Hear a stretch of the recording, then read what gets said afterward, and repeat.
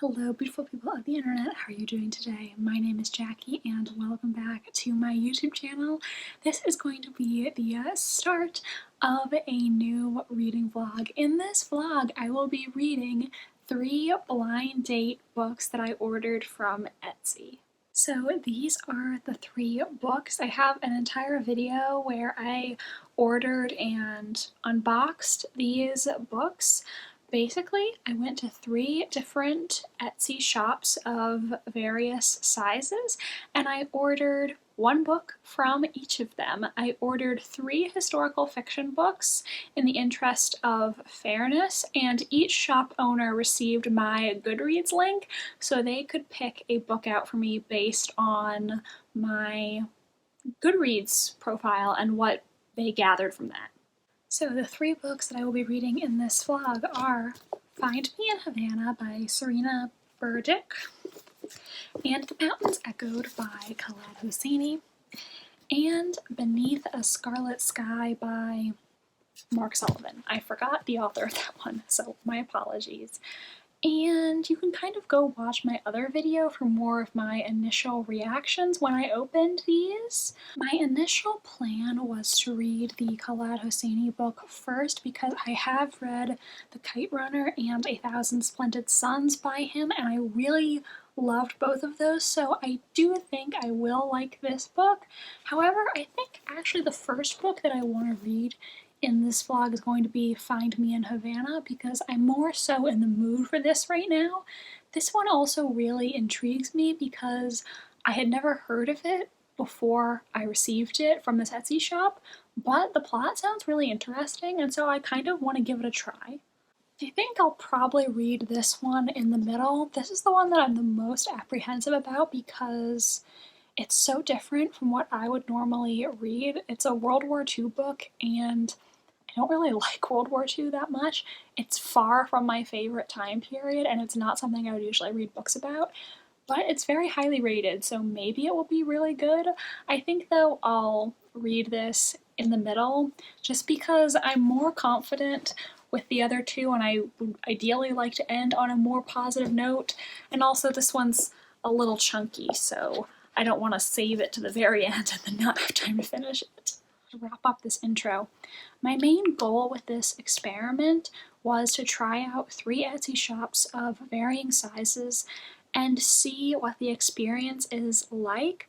I will tell you if I enjoy these books or not. However, I'm not going to say that the purchase wasn't worth it if I dislike a book. Really, what I want to get from this is I want to be able to see why the shop owner recommended this book for me based on my reading tastes, because I think that's really what you're looking for.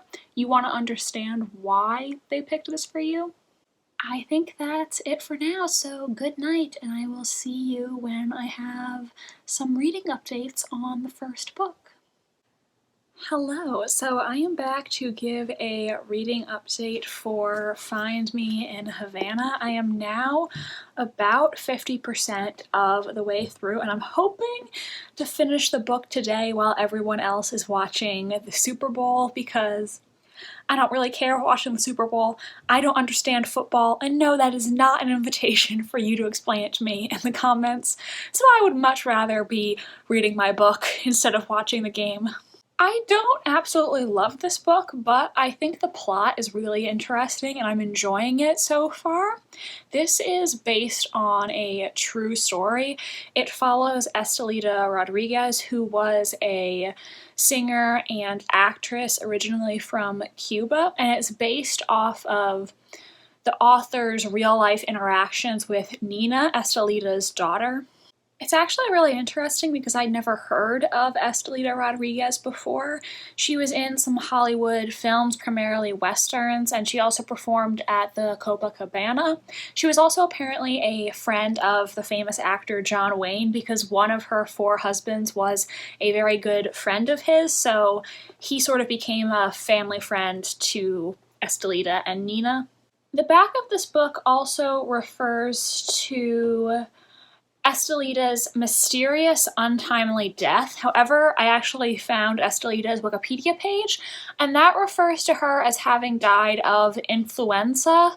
So I'm kind of wondering how exactly her death is going to play out in the book. Is this something the author embellished, or does the real Nina actually believe that her mother's death included foul play and it wasn't actually of natural causes? So I definitely want to dive deeper into that and learn a little more about what's going on there. I think the author does a really good job at conjuring up the atmosphere of 1930s Havana or 1950s Hollywood. I feel like some of the descriptions and the imagery is really strong and I can feel transported to that time and place. However, I don't think it's the best writing. Some of the dialogue, especially at the very beginning, just didn't feel true to how people actually talk. There's a scene in the very first chapter where an adult Nina is trying to break up with her abusive boyfriend, and the way that the boyfriend and her are speaking to each other just feels straight out of a Lifetime movie. I couldn't really take the dialogue seriously. I am interested in seeing what's going to happen for the rest of the book, and I'm excited to finish, so I will update you once again when I am done. I want you all to see my cat's new hobby. Hi, sweetie. She makes herself a little pillow fort. Sorry to bother you, go back to sleep.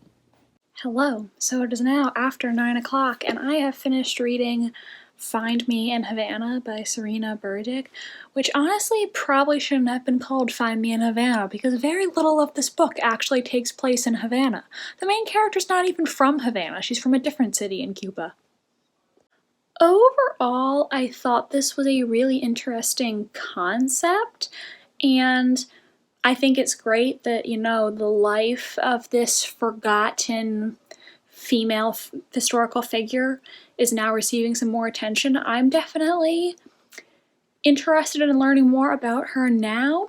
I see a lot of people compare this book to The Seven Husbands of Evelyn Hugo, and I can definitely see why that comparison would be made, but I also want to clarify, like, don't get your hopes up because this isn't quite as good as Evelyn Hugo. I do think it has very similar plot elements and vibes, though. Overall, I really enjoyed the story, but at times it got so bleak and just so many bad things on top of bad things were happening. And there were also some things that were just so dramatic that I kind of wonder, like, how much of it actually happened that way and how much of it is the author embellishing. It's hard for me to tell because there's no author's note at the back talking about what she embellished and what Nina told her. And also, just Googling Estelita Rodriguez, there's not a whole lot of stuff about her that comes up. So it's kind of hard for me to tell what is the truth and what is fiction here. Also, the chapters in this book are from both Estelita and Nina's perspectives, and they're formatted like letters from mother to daughter. However, I feel like that wasn't an entirely effective literary device because they're often telling each other things the other would already know, such as recounting events they were both present for, so it just didn't feel natural. If you were writing somebody a letter, you wouldn't tell them things they already know, so it just didn't feel authentic.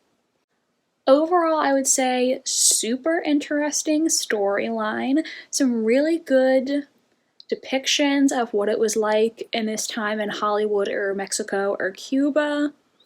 I think the writing was sometimes not the best. I think the ending was also super rushed. So all in all, 3.5 stars. So, finish with this first blind date book, and all in all, I think I would call this one a success because this was definitely an interesting book to read, and even though I didn't give it 5 stars, I am still glad that I read it. I don't take that many bets, to be honest. I just feel like I happen to do so every time I'm filming a vlog. Also, one of my cats loves to drink out of the bathtub and she's currently sitting outside the closed door. begging for me to let her come in so she can drink out of this tub.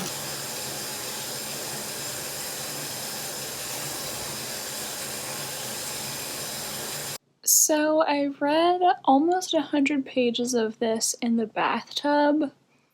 It's not badly written, I'm not loving it so far. Basically, this is a World War II historical fiction that's based off a true story about a teenager who was living in Milan during World War II. He falls in love with this woman. Then his parents force him to enlist in the German army because they think that'll keep him out of combat. But then he gets injured, and so then he's recruited to be a spy for the United States while working as a driver for a top-ranking Nazi. I know that sounds like a lot of plot description, but that's all in the back of the book, so... The main character, Pino, he falls in love faster than Romeo does in Romeo and Juliet. Every single beautiful woman he sees, he's like, I'm in love, and I'm not even exaggerating. The way he meets his love interest, Anna, it doesn't really feel real to me. Like, I have a hard time believing it actually played out this way. And the author also refers to her as having a nice female scent. What does that mean? What does it mean to smell female? So, I don't know. It's not badly written, and honestly, the first 100 pages went by quicker than I thought they would, so I'll keep reading. Right now, I really want to go to bed, but one of my cats is playing loudly in my curtains, which is a little bit distracting. Drizzle, it's time to go to bed. I don't know what you're doing. Why you're scratching at my wall, or... There she goes. Get in bed with me and... okay.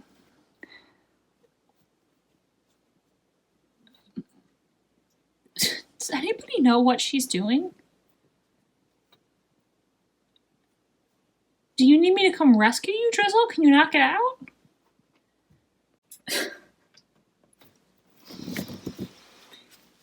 What are you doing?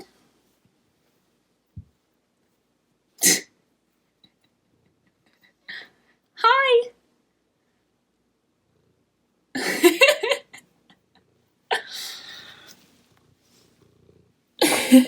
What is happening? I'm almost 200 pages in, and I'm a little bored, to be honest. Once again, almost 200 pages later, the book refers to Anna as having a female and jasmine scent. What does that mean to have a female scent? I wasn't aware that all women smelled the same.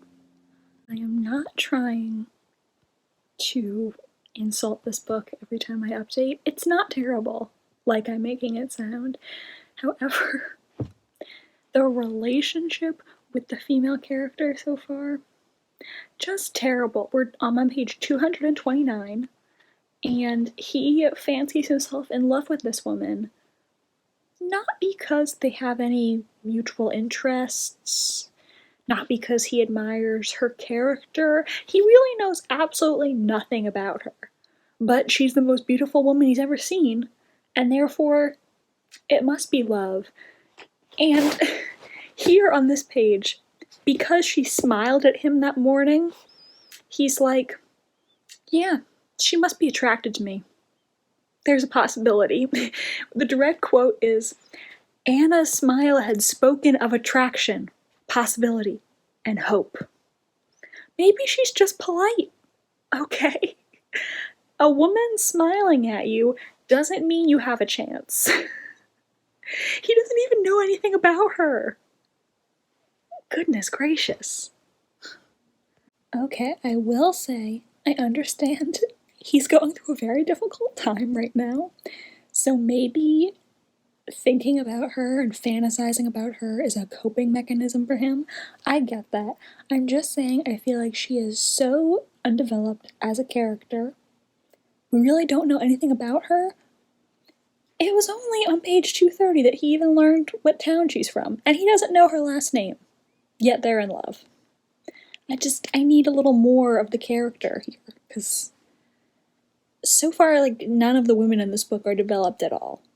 So originally I had hoped that I would be able to finish this book before this weekend, because this weekend I'm going to Savannah. Saturday is my birthday, and then my mother's birthday is the next day, the 20th, so we're going on a little weekend trip. However, I still have a chunk of this book to go, so I guess I need to take both this book and The Mountains Echoed.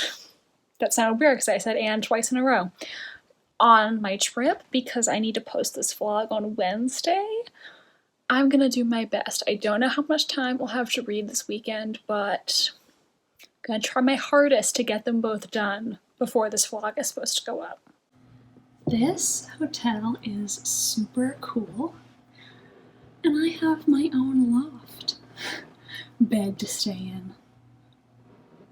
And there's a skylight over the bed, which is pretty cool.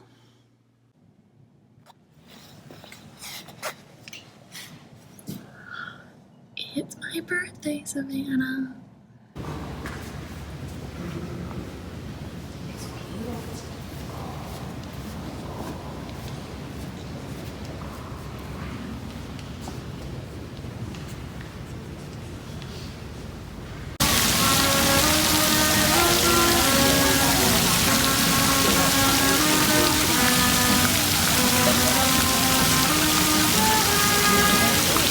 So I finished this book, and I think it's going to be a 3-star.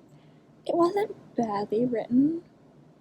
It was okay. I think part of the reason I didn't love this is, again, just because World War II is not my favorite time period to read about, and not my personal interests. I didn't think this book was badly written. The storyline was somewhat interesting, following Pinot. However, I kind of question, like, how much of this book is real, and the author does explain in the beginning that he's basically recreated some events that Pinot maybe doesn't remember as well, or compressed the timeline for the sake of, making it a better novel. However, some of the things that happen in this book, I just have a hard time believing they actually happened that way. And I've also tried to Google some of the people who appear as characters in this book, and I can find nothing about them on Google other than things about them as characters in this book. So that kind of makes me question, like, did these people actually exist? I just think, considering this is quote-unquote based on a true story, a lot of this stuff, I can't find any evidence that it's real, and some of it doesn't feel real to me, so I don't really know what to make of that. All in all, not a bad book. However, I do still question why this shop owner picked this book for me, and I don't think it was a good recommendation for me personally. So it was an okay read. Personally, I don't think it was a great recommendation. The other thing I wanted to say is I wish the Anna character had been developed more, and I felt like the Pinot-Anna relationship didn't do that much for me. There was one part that I did think was genuinely sad and made me emotional, but overall, I just didn't really feel like her character was that well developed, and I can't find anything online indicating she was a real person, so was this something the author just made up? Was this something Pinot made up? I just really have a lot of questions about this book and what was true and what's not, and it seems like there's people on the internet who think maybe this entire book was actually made up. I don't really know what the truth is, but there are some things here that just were not well developed and were not believable. So it's before 8 o'clock in the morning. I should still be asleep, however, a boat came by and blew its very loud horn, which woke me up. And then I had to use the bathroom, and now I'm wide awake. So I'll keep reading And the Mountains Echoed before I get up for breakfast. I've read like 62 pages so far, and it's already really sad. So last night I was reading And the Mountains Echoed for like 2 hours. I'm now more than halfway through, which is awesome. I am enjoying this book. Like always, Claude Hosseini's writing is beautiful and extremely touching. There were a couple times where I almost cried or like almost teared up, maybe teared up a little bit. I do think though, so far this is probably my least favorite out of his 3 novels, but it's still good. This book is kind of hard to summarize because it doesn't really have one main character. Every single chapter is narrated by a different character, and I don't think a character has repeated narration once so far. So basically all I can really say is that the inciting incident is relating to a young brother and sister living in Afghanistan, and something earth-shattering happens to them. That's really all that I can say. I do think that this book is very emotional and moving and impactful in a way that I've come to expect from this author's books. The Kite Runner and A Thousand Splendid Suns were both tragic and beautiful and so emotional. However, I feel like the way that this book doesn't focus on one character isn't my personal favorite. I feel like almost every character featured in this book is very interesting and complex, and all of them could probably deserve their own novel. So I kind of wish that the story was more focused so that I could learn more about just a few characters and follow their life's journey in more depth. I do wish this book was more so focused on the siblings' stories, because I just feel like they're the ones who I really want to know the most about, and I don't care about some of the other characters as much. However, I think there are a lot of characters in this book that have really interesting stories, and I would really like it if this book focused on the siblings, and then maybe we could have like an entire story about Nabi, for instance, or also Parwana and her sister Masuma. That I think could have been its own book. So I really like what's going on here. I just kind of wish like it was more focused, and then maybe these other ideas could have each been their own book, because what's happening is really interesting, and the writing style just makes it seem slightly fractured, I guess. There is a common thread connecting all the characters together, but I think it would have been better if the book was just focused on one story. That way we could really sink our teeth into it. And, you know, sometimes I'm reading a chapter and I'm like, oh, but I want to get back to this. You know what I mean? And before I forget, I want to show you all something that I got in Savannah. It's bookish related, and I think it's really fun. It is a Jane Austen prayer candle. That's right, Saint Jane. The closest thing I know to a god. I think this is so fun. I don't even know if I'm actually gonna light it. I'm just gonna keep it. I saw this and I thought it was so funny. I was like, I have to have this because, you know, Jane, she's my god. I worship her, okay? Saint Jane. She loves to sleep outside. Look at her. She's so cute. Warms my heart. Hello, so I finished reading And the Mountains Echoed. Overall, I did like it. I would probably give it like 4 stars, because while I did enjoy it, there were some things that I didn't like about it as much, and it was my least favorite of this author's novels. I think just the way it was written, following all these different characters, wasn't my personal favorite. I would have preferred it if it was a little more focused. I'm also not entirely sure how I feel about the ending, because The Kite Runner and A Thousand Splendid Suns both don't have traditional happy endings. There are very sad things that happen, and not every character gets what they deserve. However, they both still felt satisfying. I don't know if this ending was satisfying. I feel like there just wasn't that same catharsis, maybe? I don't know. I'm not really sure how I felt about it. So to wrap up this vlog, this was the best book that I read in this vlog. However, I would have read this eventually whether someone recommended it to me or not. So I feel like this one was actually the most interesting blind date book recommendation because it's a book that I had never heard of before, that I wouldn't have read had it not been given to me. And I understand why they picked it. So even though it was only 3.5 stars for me, I thought it was an interesting story and a pretty good recommendation. It had a lot of things that interested me. Not to pick on this one again, but I still don't understand why this was picked for me. It didn't have any tropes that I enjoy, it wasn't a topic that I usually read about, and it was just a so-so read for me.